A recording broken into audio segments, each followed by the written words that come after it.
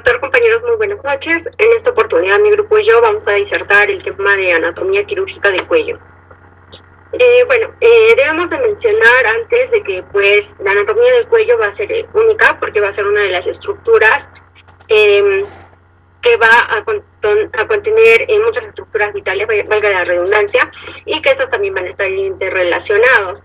Esta va a estar ubicada en un lugar, en un pequeño espacio. Sin embargo, por todo esto que mencioné, pues se va a considerar una zona muy compleja para el manejo quirúrgico. Sin embargo, es muy importante conocer todos los detalles anatómicos para así evitar los errores que sean graves para el paciente. Si nosotros vemos el cuello del lado lateral, pues vamos a ver que tiene una forma cuadrilátera, y es por ello que se va a mencionar algunas estructuras para describirlas mejor, y en este caso pues vamos a tomar de referencia también el hueso ioides, que pues va a estar limitado por la línea anterior, por la línea cervical del cuello, y pues por el borde superior va a estar limitado por el borde inferior del hueso maxilar inferior, y en el ángulo esta se va a volver oblicuo y ascendente hasta la apófisis mastoide, y en la parte posterior va a estar limitada por el borde anterior del músculo trapecio. En el borde inferior va a estar limitado por el borde superior de la clavícula. También mencionar de que este cuadrilátero va a estar dividido por... Un momento, por favor. Esto va a estar dividida por un músculo muy prominente que pues va a ser el esternocleidomastoideo, y esta lo va a dividir en dos triángulos muy grandes, que va a ser el triángulo anterior y el triángulo posterior. Bien, vamos a pasar a describir el triángulo anterior, que va a estar subdividido en 4 triángulos. Entonces, el primer triángulo que nosotros vamos a mencionar va a ser la que se va a encontrar en la parte superior, y esta va a estar limitada por el músculo digástrico entre el vientre anterior y el vientre posterior, y por la parte superior va a estar limitada por el borde inferior de la mandíbula.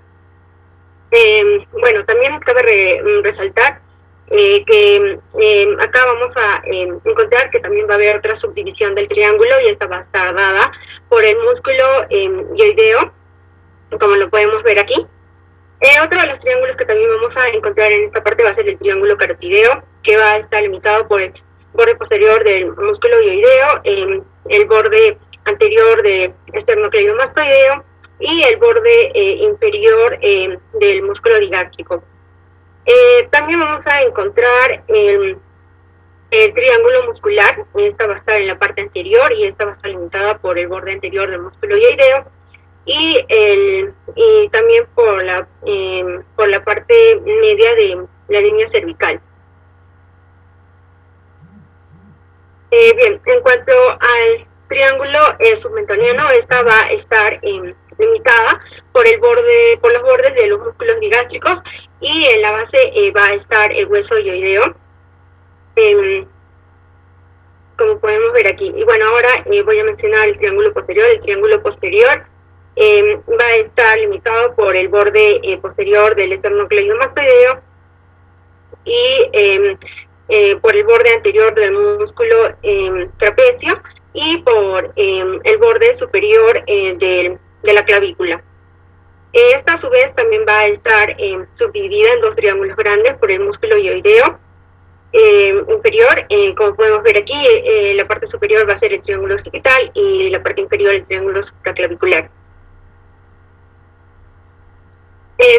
Para ponernos en contexto respecto a estos triángulos que se han mencionado, pues vamos a imaginar una línea 3D, como vemos en la imagen, en la cual el triángulo azul va a estar dado por las estructuras profundas del cuello, y la línea roja pues va a ser las estructuras superficiales laterales que acabo de mencionar, y aquí estarían las estructuras superficiales. Y toda esta estructura va a estar recubierta por el músculo platismal, como vemos aquí, y también por la fascia cervical. En cuanto al triángulo submaxilar, esta va a tener una importancia quirúrgica. Esta va a estar limitada por el músculo digástrico anterior y también por el músculo digástrico posterior. y limitada por una línea inferior de la mandíbula. Acá vamos a poder ver una estructura importante que va a ser la más superior, que va a estar en la vena facial y la arteria facial. En su límite profundo también vamos a encontrar al músculo miloioideo, el músculo iogloso y la glándula submaxilar. Cabe mencionar que en la parte inferior también y profunda vamos a encontrar una estructura muy importante que se va a conocer como el triángulo del Pirogov, la cual va a estar conformada por la arteria lingual, la vena lingual y el nervio iogloso. Esta va a estar limitada por el borde anterior del músculo digástrico, también por el borde del músculo iogloso, no, del miloioideo, perdón, y eso sería todo. Muchas gracias.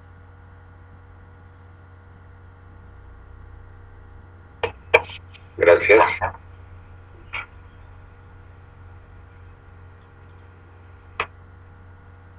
Doctor, muy buenas noches, compañeros, muy buenas noches. Continuando con la exposición de la gravedad diapositiva, ¿verdad? Sí. Sí. Sí se visualiza. Continuando el triángulo carotidio, tenemos que el triángulo submentoniano es primero. Para empezar, tenemos que este triángulo va a estar contenido principalmente por estructuras linfáticas y venosas superficiales. Tenemos que en sus límites bilaterales, tanto derecho e izquierdo, vamos a tener que ver por el límite anterior del digástrico. El límite inferior tenemos que va a ser el cuerpo del hueso yoides, y en el límite profundo tenemos que va a estar dado por el músculo miloioideo. Tenemos que el contenido de esto va a ser, como dijimos, principalmente linfático, va a estar dado por los ganglios linfáticos submentonianos. Estos van a ser parte del collar cérvico-facial. Estos son superficiales. Y ahora las estructuras venosas que vamos a encontrar en esta parte son superficiales y estas van a unirse a las venas yugulares anteriores. El siguiente triángulo que tenemos es el triángulo carotidio. Este va a ser una zona de mucha confluencia, ya sea vascular, nerviosa y linfática. Ya lo vamos a ver en una imagen después. El límite anterior vamos a ver que va a ser el borde posterior del vientre superior del músculo. El límite posterior va a ser el borde anterior del músculo esternocleidomastoideo tercio medio. Ya el límite superior va a estar dado por el borde inferior del vientre posterior del digástrico. Y ahora en el contenido, o bueno, los límites profundos que son musculares, vamos a tener en primera al músculo tiroideo, al músculo constrictor inferior,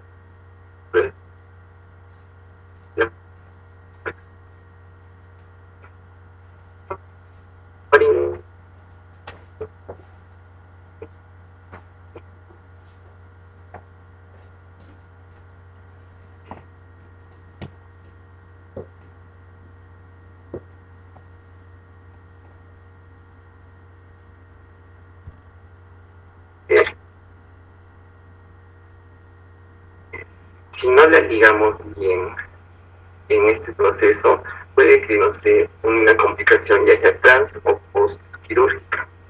El sistema venoso va a estar principalmente atravesado superficialmente por la vena yugular externa y profundamente por la vena yugular interna. Y también esta va a dar una rama que va a ser la vena tiroidea superior, que como es homóloga de la arteria va a ser muy importante en el mismo proceso en la tiroidectomía.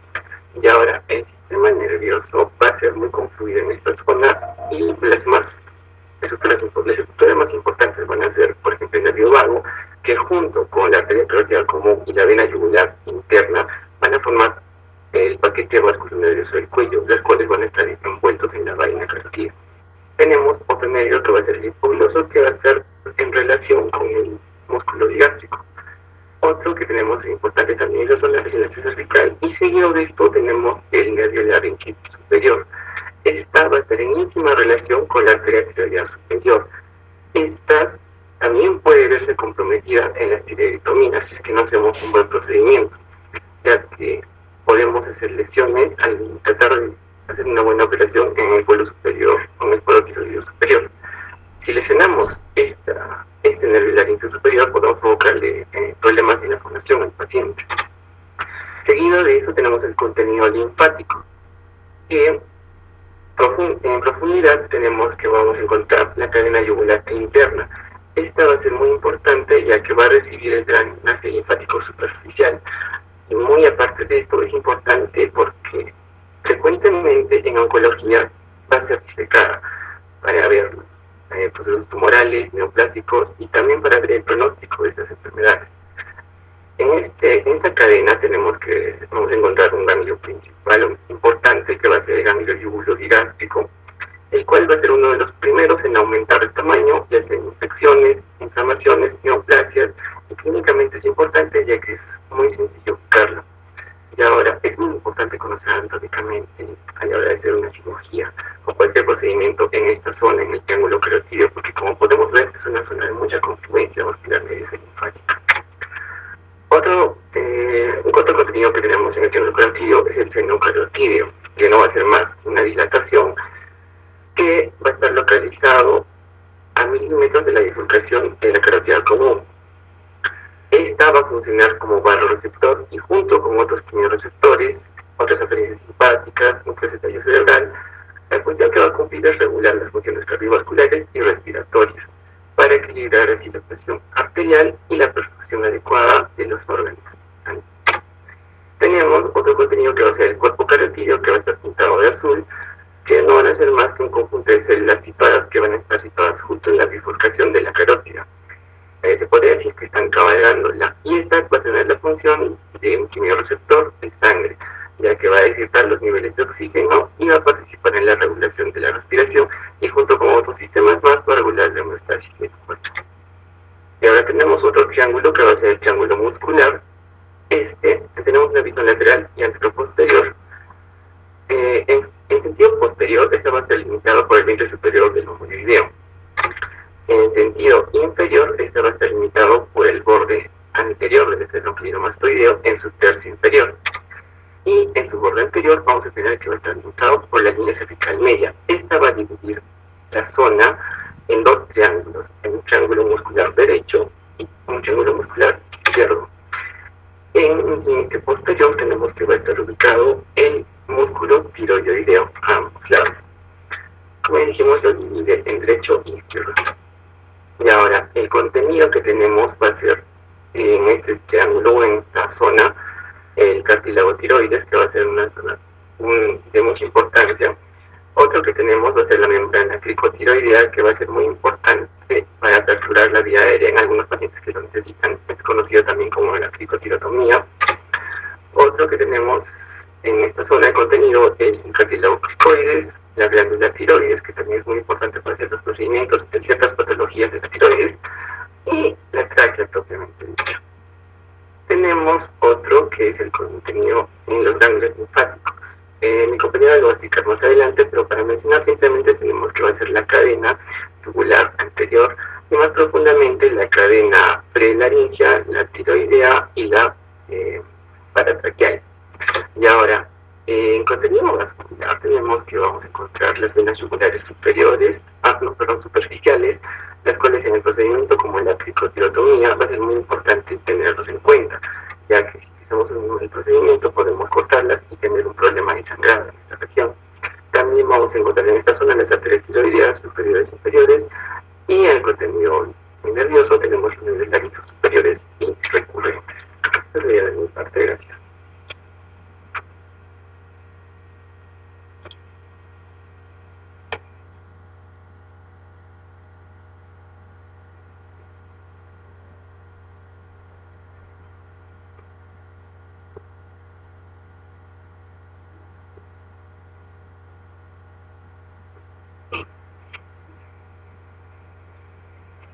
Bueno, continuando con el tema, vamos a pasar ahora a ver al triángulo cervical posterior.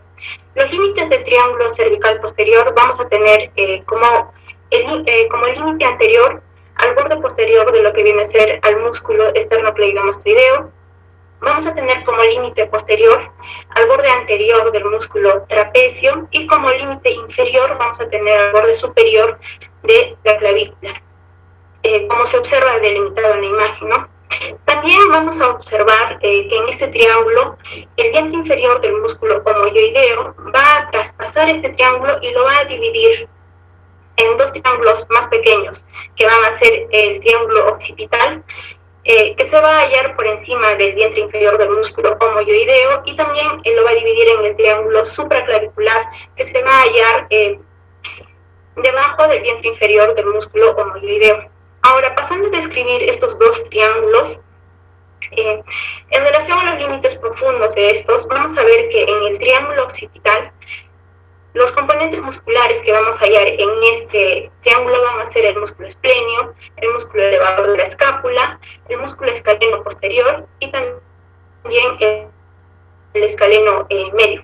Ahora, en relación al triángulo supraclavicular, vamos a ver que el componente muscular hallado aquí va a ser la primera digitación del músculo serrato mayor. Ahora,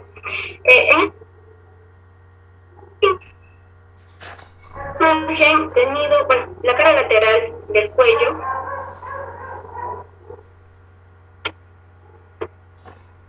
observamos lo que viene a ser la cara lateral del cuello, en el cual vamos a pasar a describir el contenido del triángulo occipital. No sin antes mencionar que el límite inferior de este triángulo occipital, como ya habíamos visto, viene a corresponder al vientre inferior del músculo homoyoideo. Bien, en relación a las estructuras anatómicas contenidas en este triángulo occipital, estos van a ser la arteria cervical transversa, el nervio accesorio, también se van a hallar el plexo cervical y ganglios linfáticos que van a corresponder a la cadena ganglionar del nervio accesorio. Bien. Ahora, pasando a explicar sobre el triángulo supraclavicular, vamos a ver que para poder delimitar este triángulo supraclavicular vamos a tener que transponer lo que viene a ser las siguientes estructuras anatómicas, como viene a ser el músculo esternocleidomastoideo y el músculo homoyoideo.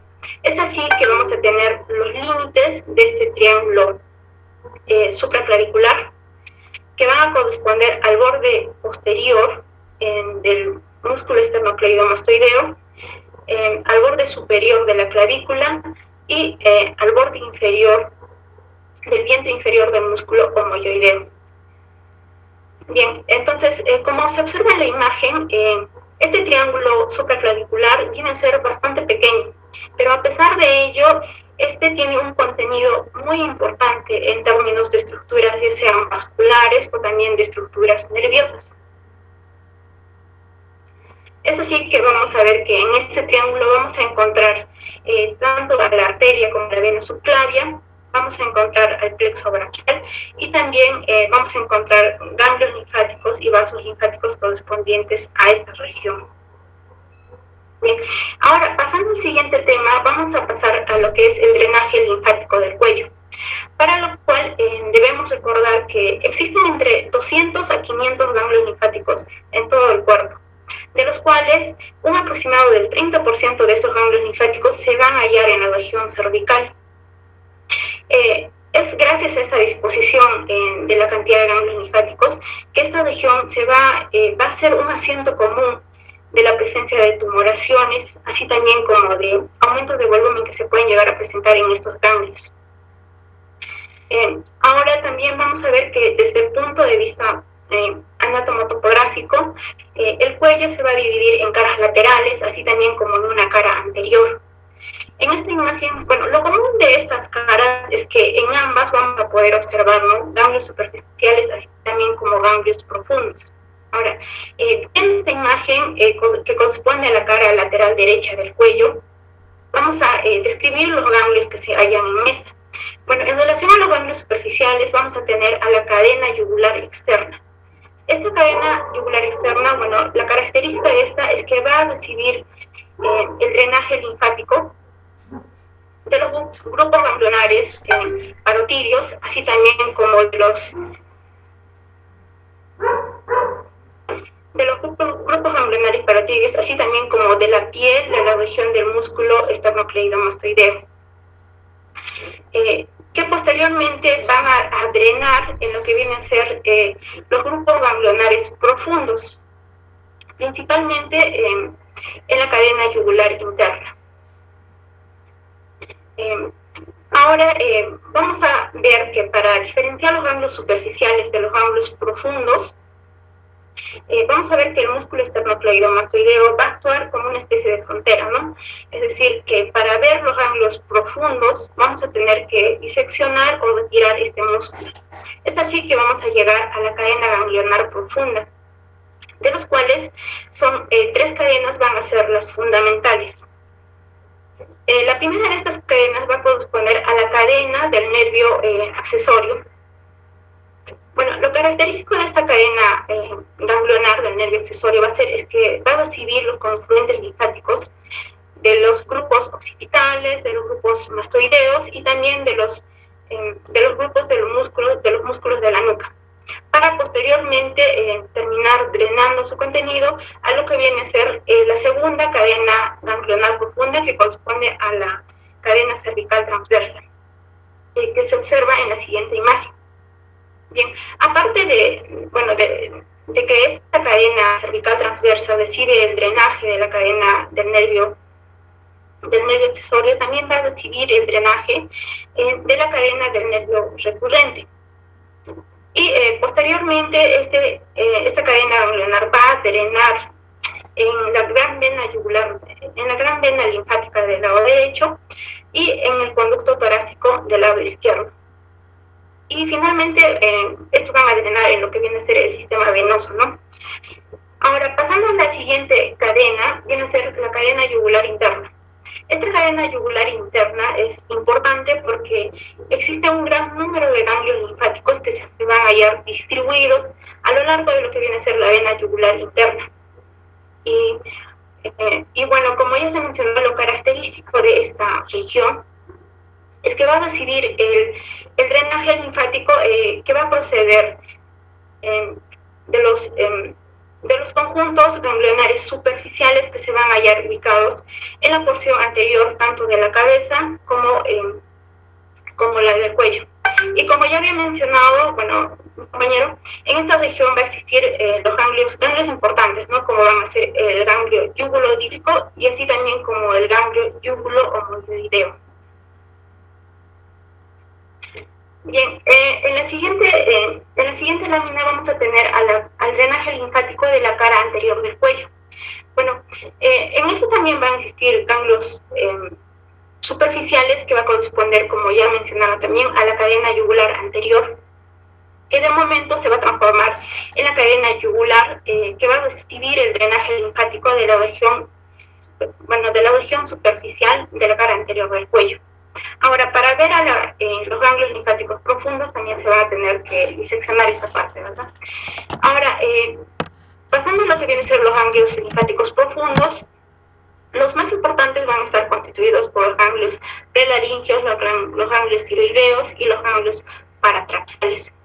Bueno, estas estructuras ganglionares en sí van a drenar la linfa de las regiones como la glándula tiroides, de la laringe, del esófago, así también como de la tráquea. Y posteriormente esta linfa drenada las van a llevar o las van a drenar en lo que viene a ser los grupos ganglionares profundos de la cara lateral del cuello, así como viene a ser la cadena yugular interna. Bien, en esta cara anterior también vamos a tener los ganglios retrofaringeos que por último también confluyen en lo que viene a ser las cadenas yugulares internas, finalmente, ¿no? Bueno, esa sería en relación a mi parte y doy pase a mi siguiente compañero. Gracias.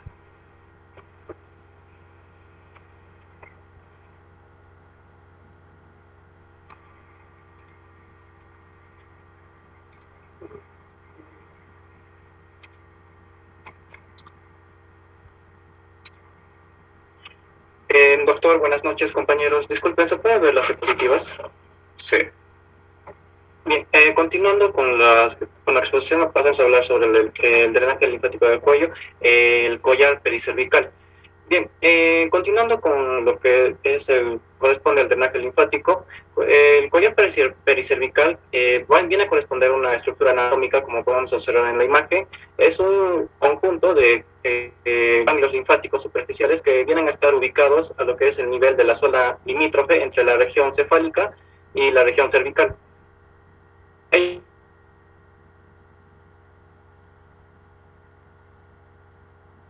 seis grupos. Primeramente tenemos lo que es el grupo de los occipitales. Este grupo ya va a drenar la linfa que precede de lo que es el cuero cabelludo hacia la cadena de los ganglios accesorios. Tenemos también a los ganglios retroauriculares que vienen a drenar la linfa precedente del pabellón auricular y del conducto auditivo externo, y asimismo también del cuero cabelludo. Ya. También tenemos a lo que son los parotidios, los ganglios parotidios que vienen a drenar la linfa precedente de las mejillas, de los párpados y de la misma glándula parótida también. Estos van a drenar fundamentalmente hacia la cadena yugular interna. Tenemos también lo que es el grupo submaxilar, como se ve en la imagen. Viene a drenar lo que sería en el párpado, de la mejilla, de la nariz y también de las partes fundamentales de la cadena yugular interna. Como quinto tenemos del collar pericervical, tenemos a los ganglios faciales. Estos ganglios faciales, o también son denominados como ganglios bucales, tienen una particularidad de que drenan la linfa procedente de la región bucal, parte de la nariz y el piso de la boca, hacia los ganglios más profundos los ganglios más profundos corresponden a la yugular interna. Y finalmente, por último, correspondiendo al collar pericervical, tenemos a los ganglios submentonianos. Estos ganglios de grupo submentoniano es un pequeño conglomerado de ganglios que está ubicado en la región submentoniana. Y estos van a drenar lo que drenan del labio inferior a la boca y hacia la cadena yugular interna. Bien, aprovechamos asimismo la imagen para mostrar todo el collar pericervical conformado por estos 6 grupos de ganglios. Bien, ahora pasaremos a hablar sobre otros ganglios que también son de suma importancia. Están ubicados en la cadena yugular interna, como son el ganglio yúgulo-digástrico, que lo podemos observar aquí en la imagen. Este ganglio yúgulo-digástrico, debe su nombre a que está en la relación anatómica con respecto a la vena yugular interna y con el músculo digástrico. Y asimismo, otro ganglio de importancia tenemos de la cadena yugular interna, tenemos al yúgulo homoyoideo, que lo podemos observar en la imagen. Este ganglio también debe su nombre a que está en relación anatómicamente con la vena yugular interna y con el músculo homoyoideo, más específicamente con su vientre inferior. Bueno, entonces, ¿cuál es la importancia clínica que vienen a tener estos dos ganglios? Es porque tiene mucha relevancia desde el punto de vista clínico, ya que normalmente son los primeros ganglios que vienen a aumentar de tamaño, aumentar de volumen, en el contexto de, cuando hablamos de patologías de origen inflamatorio, infeccioso o neoplásico. Estos dos ganglios, el yúgulo digástrico y el yúgulo homoyoideos, vienen a ser los que aumentan en volumen. Como se puede observar en la imagen, el ganglio yúgulo digástrico viene a estar aumentado en volumen. Continuando, vamos a hablar sobre una pequeña división que se realizó. En esta imagen podemos observar todos los gangliolares, como que hemos descrito también mi compañero anteriormente. Esta división se realizó con fines oncológicos. Ganglios y vamos a tratar de establecer un patrón de diseminación linfática en las diferentes neoplasias, tanto de la cabeza como del cuello. Bueno, en este caso es sobre el cuello. En el nivel 1, de color rosado, tenemos en 1A los ganglios submentonianos y los submandibulares. En el nivel 2 tenemos a la cadena ganglionar cervical anterior. En el nivel 3 a los ganglios de la cadena yugular interna. En el nivel 4 a los ganglios de la cadena yugular interna, también, pero de la parte inferior. En el nivel 5 a los ganglios de la cadena espinal accesoria. En el nivel 6 a los ganglios del compartimento visceral. Y en el nivel 7 a los ganglios del mediastino superior. ¿Cuál es la finalidad de esta agrupación de los diferentes ganglios linfáticos del cuello? Es que las diferentes estructuras anatómicas que existen en el cuello vienen a estar en relación con otras. Entonces, existen patrones que se pueden diseminar, existe una diseminación linfática que son bien conocidas. Por ejemplo, en el nivel 1, lo que viene a afectar, si se afecta, por ejemplo, alguna neoplasia, esta viene a afectar tanto en la cavidad oral anterior, el labio y el naso sinusal. si afecta una enfermedad, una patología en la orofaringe, en la cavidad oral posterior, laringe subglótica o en la glándula parótida, viene a afectar al nivel 2. Si afecta en las regiones hipofaringia, en la glótica y la subglótica, afecta a lo que es el nivel 3. En la subglotis, en la tiroides y el esófago cervical, afecta el nivel 4. Y en la nasofaringe, los carcinomas de la piel, del cuello y del cuero cabelludo afectan al nivel 5. Tanto como la subglotis, la tiroides y el esófago cervical afectan a lo que es el nivel 6 y el nivel 7. Bien, pasando ahora a hablar sobre un tema, sobre lo que es la anatomía en el trauma cervical.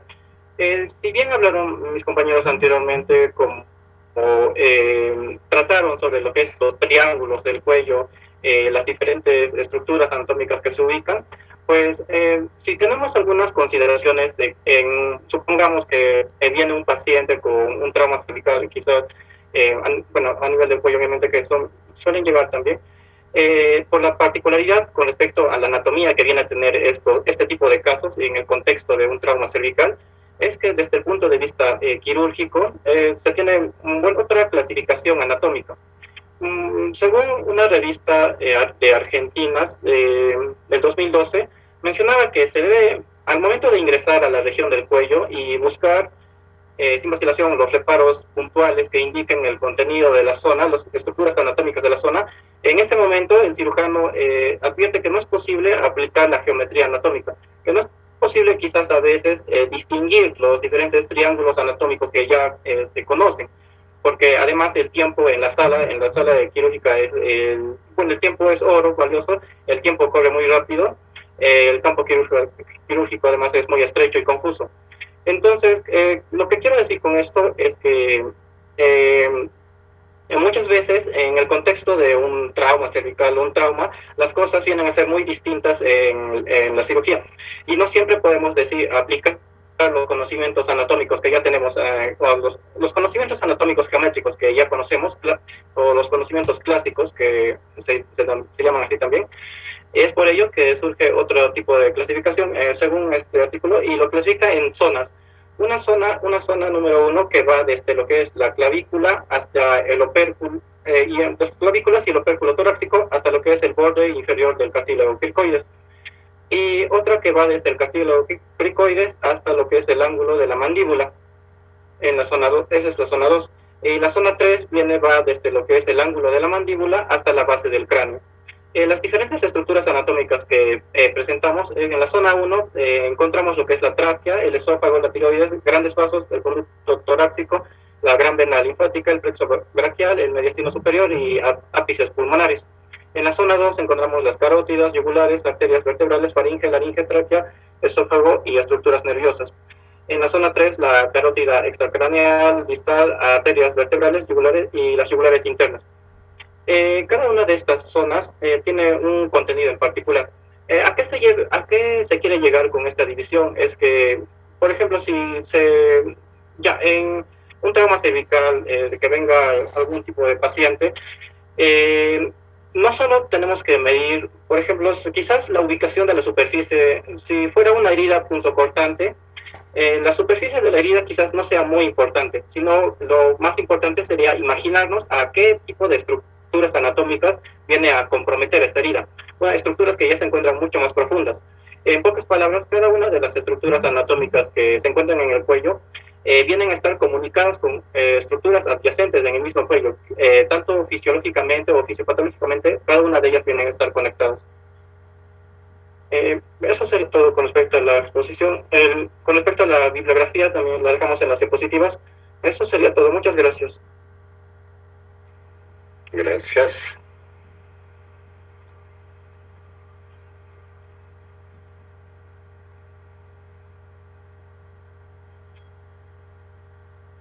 Ya terminamos, ¿no, Estrella? Sí, doctor, con eso estamos terminando el tema del día de hoy. ¿Podríamos pasar a los aportes, doctor? A ver, ¿alguna pregunta o si no aportes? Buenas noches, doctor. ¿Podría ceder la palabra? Sí. Doctor, en el triángulo anterior del cuello, en anatomía, doctor, anatómicamente, no se debe confundir el seno carotídeo con el cuerpo carotídeo. Bueno, preguntaría a mis compañeros, ¿por qué no? ¿Cuál es la diferencia entre el seno carotidio y el cuerpo carotidio? A ver, alguien que responda. Bien, doctor, la diferencia importante entre el seno carotidio y el cuerpo carotidio es que el seno carotidio es propiamente dicho una dilatación que va a funcionar como un varoreceptor. A diferencia del cuerpo carotidio, esas van a ser un cuerpo de células que se van a situar en la bifurcación de la carótida. Y esas van a funcionar como quimioreceptores, que es muy diferente al otro que es un varoreceptor. Este es un quimioreceptor que principalmente detecta los niveles de oxígeno para así regular la homeostasis del cuerpo. Así es. ¿Alguna otra pregunta o aporte? Buenas noches, doctor. Yo quisiera hacer un aporte respecto a los puntos críticos o los puntos de peligro del cuello, en lo cual podemos decir que es el punto de peligro de ERF, que básicamente es el punto donde emerge lo que es un nervio, que es el nervio auricular mayor, de lo cual si es que hacemos unas intervenciones quirúrgicas aquí, en esta zona podría causarnos lo que es analgesia o parestesia a esta zona, básicamente en el lado del cuello, en las mejillas y en el tercio inferior del pabellón auricular. Ese sería mi aporte, doctor. Ya, ¿y cuál sería la sintomatología? Si es que básicamente nos dice, doctor, sería lo que es analgesia a nivel del cuello, también parestesias y lo que es también parestesia a nivel del analgesias a nivel del borde de 2/3 inferiores del lóbulo inferior. Pero el paciente no te va a decir tengo analgesia, tengo parestesia. ¿Qué te dice? Que justo yo tengo ahí una operación que me ha hecho justo en el tercio inferior del antebrazo. Me ha hecho una cirugía, probablemente yo sé que es un residente, y me ha dejado, ¿no? Así, como tú dices, con parestesia, una hipoestesia y sobre todo una reacción que se llama como de tipo neuroma. O sea, es como que cuando me tocan ahí es como me pasa corriente. O sea, se ha hecho un nódulo de nervio y ocurre una sensación desagradable. Entonces en esa zona va a haber el paciente, en toda esa zona va a ocurrir, o sea, no va a sentir, pues, ¿no? Primero el tacto, el frío, el calor, puede estar sudando y no va a sentir que el sudor se le está escurriendo por la cara, o puede ser que tenga, como tú dices, parestesias, pero va a tener ahí una tipo reacciones así como de rayo o de electricidad. Entonces son sensaciones desagradables, ¿no? Que el mismo paciente a veces, cuando es muy prominente o demasiado, en este caso el tumor, es prácticamente inutilizable, o sea, como provoca una cierta invalidez en esa zona, ¿no?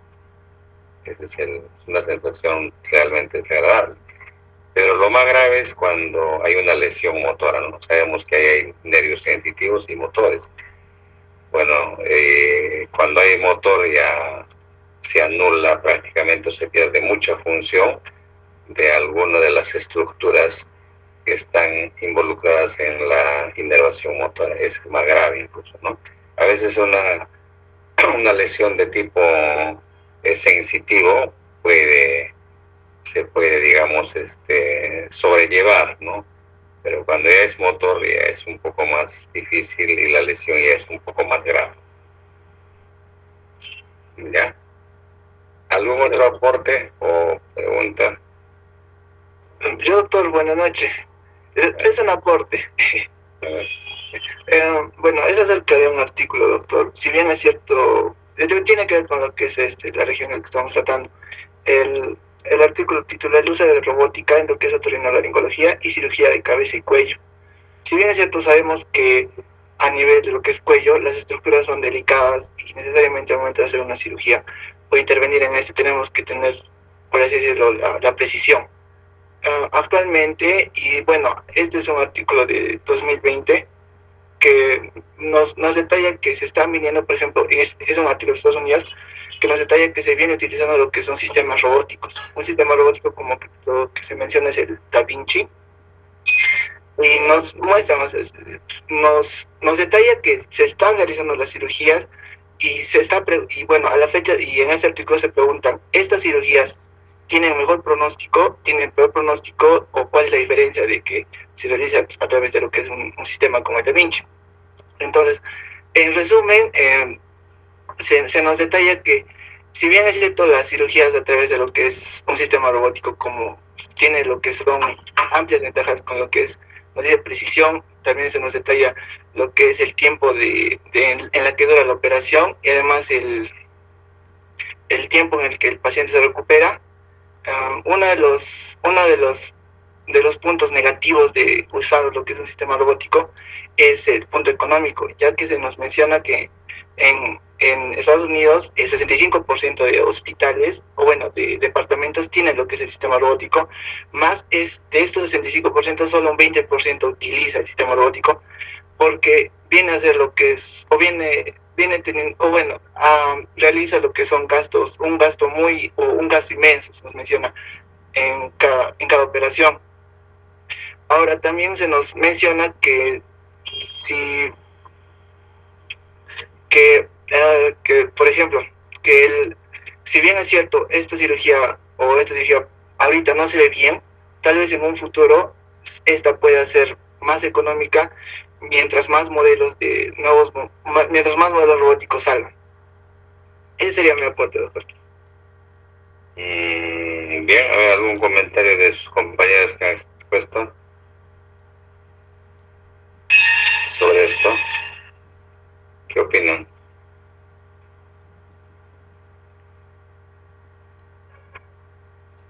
A ver, bueno, en realidad, toda la medicina ya está, digamos, se está adaptando a tiempos modernos y todo es robótica, ¿no? Yo recuerdo antes, por ejemplo, cuando se hacía el laboratorio era microscopio y en este caso el tecnólogo, ¿no?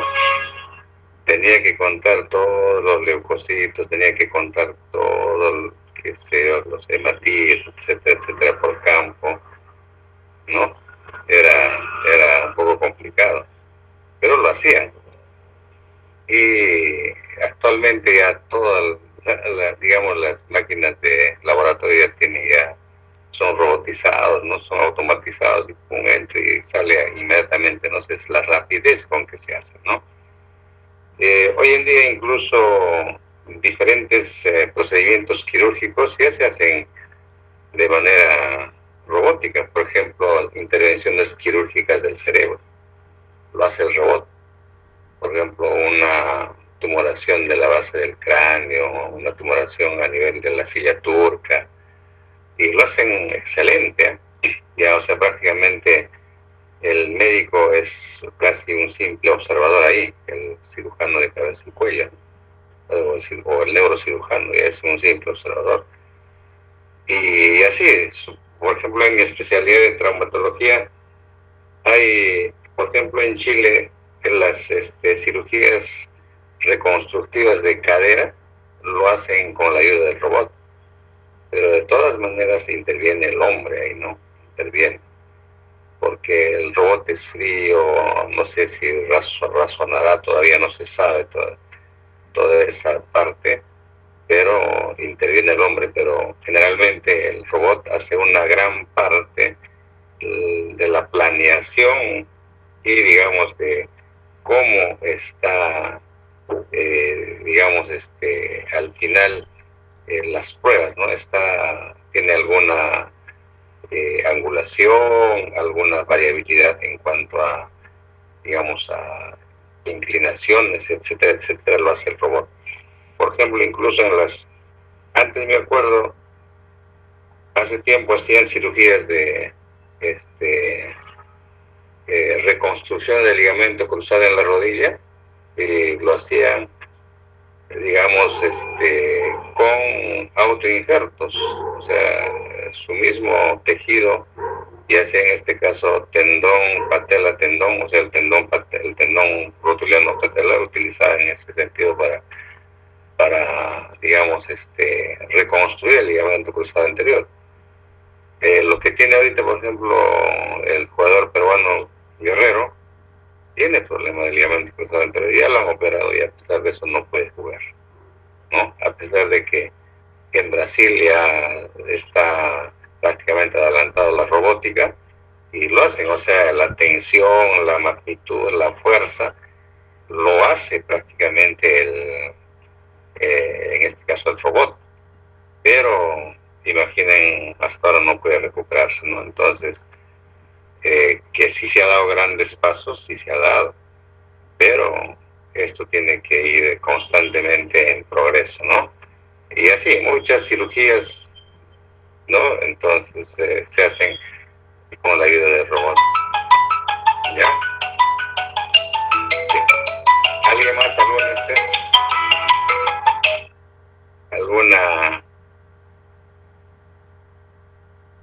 ¿Alguna contribución? ¿Algo más? ¿Alguna pregunta? Yo, doctor, buenas noches. A ver. Santi Cáceres, doctor. Mi pregunta sería, ¿cuál es la importancia del ganglio yugurodigástrico, doctor? A ver, uno de sus compañeros responda.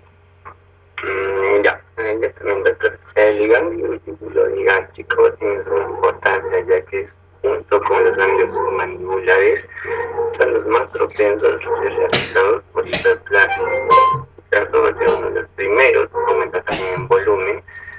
El tamaño es variado, va a ser de 7 milímetros a 3 centímetros en la literatura, pero es uno de los primeros en aumentar volumen en infecciones, inflamaciones o en neoplasias. Y lo bueno de esto es importante clínicamente porque es fácil de ubicar. Muy bien. ¿Algo más? ¿Alguna duda? ¿Algún aporte? En realidad, hoy en día las patologías de la región cervical o del cuello es bastante, sobre todo lo que ustedes han dicho, los tumores, hay bastantes tumores, ¿no?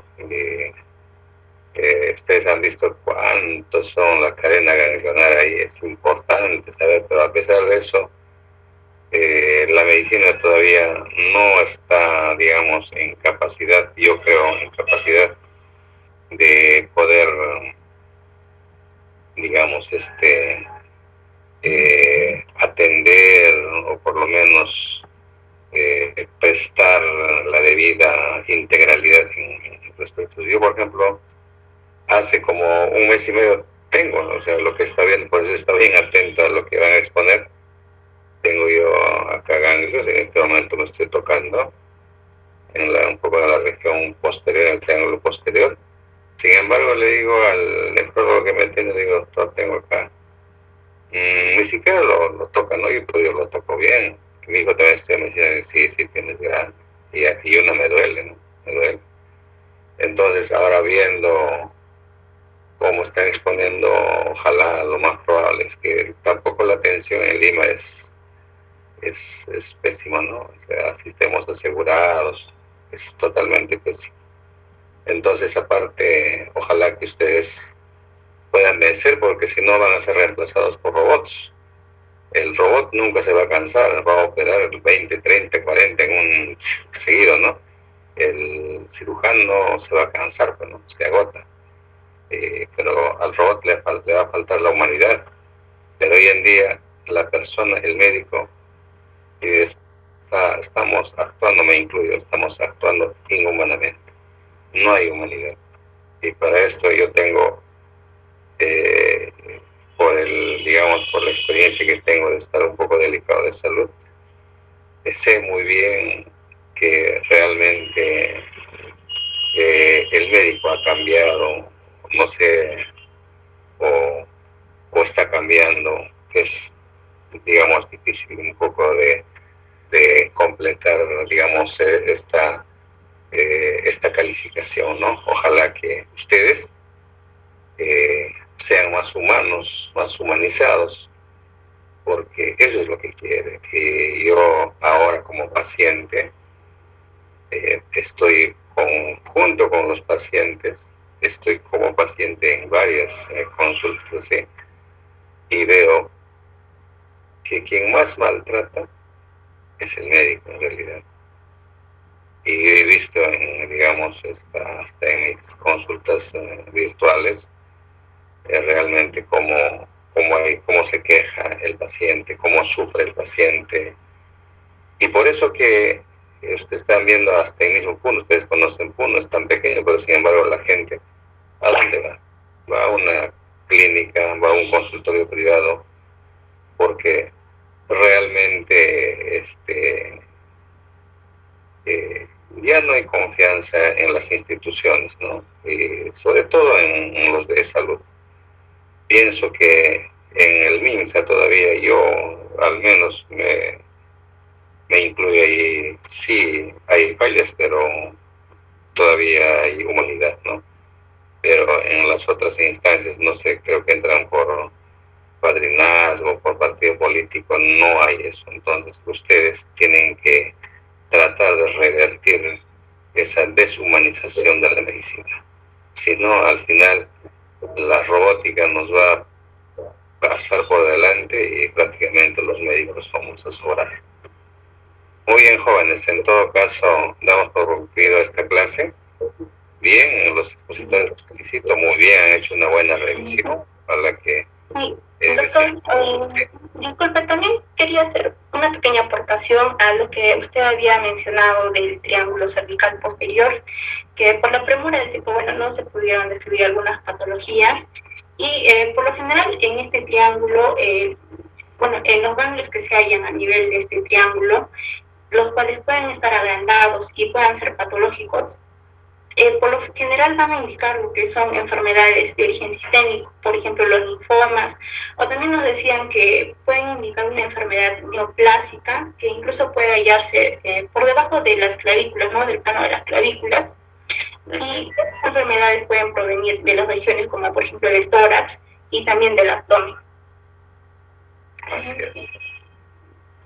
Así es. Muy bien, en todo caso damos por concluido. Y más bien gracias y muy bien, los felicito a ustedes y yo me siento orgulloso de todos porque realmente también es mi universidad donde me he desarrollado como docente, digamos, debo estar al menos orgulloso porque yo comparo con otras facultades de acá de Lima, no tienen ustedes nada que envidiar a las facultades de medicina de Lima. Ya. Entonces, buenas noches o algo más, Estrella. Doctor, el pase de lista, nada más, doctor. ¿Lo puedes pasar lista? A ver, aunque se han unido varios, ¿ah? Sí, doctor. Ahorita le voy a pasar la lista y ya le estaré haciendo llegar. Ya, y nuestra siguiente clase, doctor, sería el día viernes a las 7 de la mañana. 7 de la mañana, ¿no? Sí, doctor. Me haces recordar temprano, por favor, ¿ya? Ya, doctor, ya le recuerdo, no se preocupe. Ya, muy bien. Listo, doctor. Voy a pasar la lista. Ya. Chicos, atentos a la lista, por favor. Vamos a pasar la lista rápidamente. A pasar con Dolly. Buenas noches. Buenas noches. ¿A Cuevas? ¿Para Cuevas? Buenas noches. Buenas noches. Atención, Maquera. Presente, buenas noches. Bejar Velázquez. Presente, compañero, buenas noches. Buenas noches. Calisa Yahuacasi. Presente, buenas noches. Buenas noches. Clara Calcina. Presente, buenas noches, Estrella. Buenas noches, Jeremy. Cane Payudra. Presente, buenas noches. Buenas noches. Alexa. Presente, buenas noches. Buenas noches. Castro Quispe. Presente, buenas noches. Buenas noches. Casa Valero. Buenas noches. Buenas noches. Casa Nico. Presente, buenas noches. Cuna Vainillo. Presente, buenas noches.